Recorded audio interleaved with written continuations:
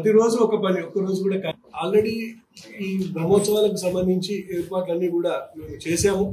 ఇంకేమన్నా చేయని ఉన్నా, మీ దృష్టిలో ఏమన్నా ఉన్నా మా దృష్టికి తేండి. సాధ్యమైనంత వరకు అన్ని కూడా మేము మా పరిధిలోకి తీసుకొని కంప్లీట్ అయ్యేటట్టు చూద్దాము.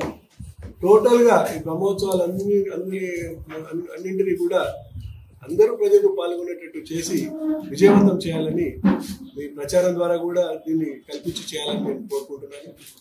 ఇంకపోతే దీని వెనుకనేమో ఇది వివిఐపి బిఏపి గ్యాలరీ, వీళ్ళేమో యూజర్స్ వాళ్ళు ఇక్కడ ఉంటారు.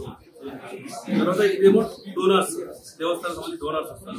ఇక్కడ లక్ష్మీనరసింహస్వామి దేవస్థానము, యాదగిరిగుట్ట, యాదాద్రి భువనగిరి జిల్లా.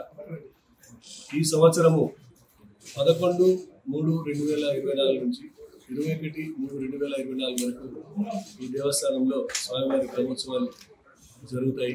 11 నాడు ప్రారంభ తేదీ, 17, 18, 19 3 రోజులు ముఖ్యమైనటువంటి దినములు. ఆ ముఖ్యమైన రోజులలో 17 నాడు స్వామివారి ఎదుర్కోలు, 18 నాడు స్వామివారి కళ్యాణము, 19 రోజు స్వామివారి దివ్య విమాన రథోత్సవ కార్యక్రమాలు జరుగుతాయి. ఈ కార్యక్రమాలకు దాదాపు 15,000 నుంచి 25,000 దాకా వచ్చేటువంటి భక్తులు వచ్చే అవకాశం ఉంది. భక్తులందరికీ కూడా తాగునీటి, తర్వాత చలువు తండ్రిలు, తర్వాత రవాణా సౌకర్యము, తర్వాత ఇక్కడ ఎలక్ట్రికల్ డెకరేషన్ అన్ని కూడా ఏర్పాటు చేయడం. వచ్చే భక్తుల కోసం ప్రసాదం కూడా తగినంత ఏర్పాటు చేయడం జరుగుతుంది. ముఖ్యంగా ఈ కళ్యాణం రోజున విఐపీలు వచ్చే అవకాశం ఉన్న మంత్రులందరికీ కూడా ఇన్విటేషన్స్ ఇచ్చి పిలవడం జరిగింది. జిల్లా మంత్రులు కానీ, తర్వాత స్థానిక శాసనసభ్యులు, తర్వాత ఇంకెవరైనా కూడా ఈ కార్యక్రమాలకు వచ్చే అవకాశాలు ఉన్నాయి. ఇంకోటి ఏంటంటే, ఈ స్వామివారి కళ్యాణోత్సవం సందర్భంగా భక్తులు చేయించేటువంటి కళ్యాణము దానిలో ఒక 600 టికెట్లు ఏర్పాటు చేశాము. ఒక్కొక్క టికెట్ ధర 3,000 రూపాయలు ఉంటుంది. 1,200 మంది కూర్చునేటువంటి అవకాశం ఉంది. అదే డయాస్ మీద విఐపీలకు, విఐపీలకు, వారికి అందరికీ కూడా జాగ్రత్త ఏర్పాటు చేయడం జరిగింది. ముఖ్యంగా ఏంటంటే, స్వామివారి వచ్చేటువంటి కళ్యాణానికి వచ్చే వాళ్ళు జాగ్రత్తగా వచ్చి స్వామివారి దర్శనం చేసుకోవడం కోరుకుంటున్నాను.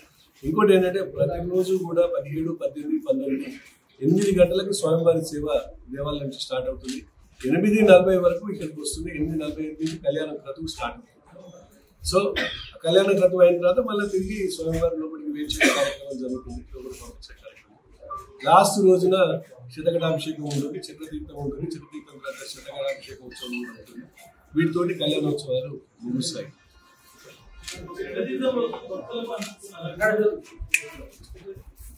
దేవుడు చేసేటువంటి కార్యక్రమం.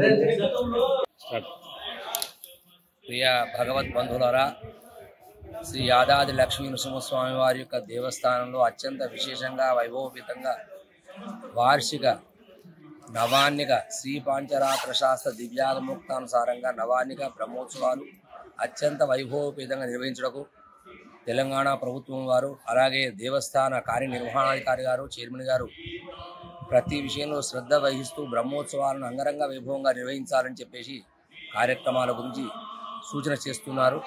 అందులో భాగంగా 11/3/24 నుండి స్వస్తివాచనంతో ఈ యొక్క బ్రహ్మోత్సవాలు ఉదయం 10 గంటలకు ప్రారంభమై ఈ కార్యక్రమాలన్నీ కూడా విశేషంగా ప్రారంభమవుతాయి. సాయంకాలం స్వామికి అంకురార్పణం, ఉత్సంగ్రహణంతో, అలాగే తెల్లవారి ధ్వజారోహణం, భేరీ పూజ, దేవతాహ్వానం, తదుపరి స్వామి సన్నిధిలో 108 మంది ఋత్విక్కుల చేత నృసింహ మూలమంత్ర, లక్ష్మీ మూలమంత్ర, శ్రీమద్ రామాయణ, భాగవత, ఇతిహాస, పురాణ, నృసింహ తాపిన్యుపనిషత్తు ఎన్నో వైదిక గ్రంథాల ద్వారా పారాయణాలు జరుగుతాయి.